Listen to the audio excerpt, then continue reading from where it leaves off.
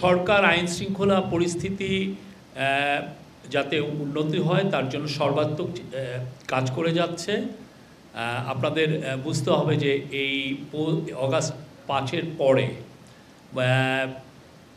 মোর দেন 1615টার মতো ঘটনা ঘটেছে, প্রোটেস্ট বা বিভিন্ন আপনি অন অ্যান এভারেজ প্রতিদিন 4টা করে ইনসিডেন্ট ঘটেছে বা প্রোটেস্ট ঘটেছে সব মিলে। তার মধ্যে 600টা ছিল এডুকেশন মিনিস্ট্রি সংক্রান্ত।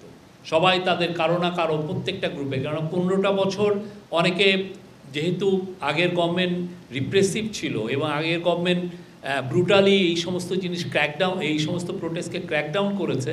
এখন সবাই প্রোটেস্ট করছেন, সবাই তাদের দাবি দাওয়াগুলো এই গভর্নমেন্টের সময় আনছেন।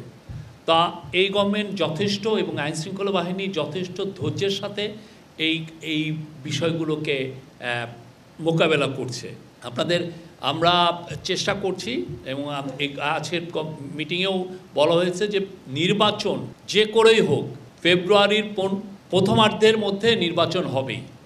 পৃথিবীর কোনো শক্তি নাই এই নির্বাচনকে ঠেকাতে পারে। নির্বাচন হবে এবং সে বিষয়ে পুরো যত ধরনের প্রস্তুতি লাগে সেই প্রস্তুতিগুলো নেওয়া হচ্ছে।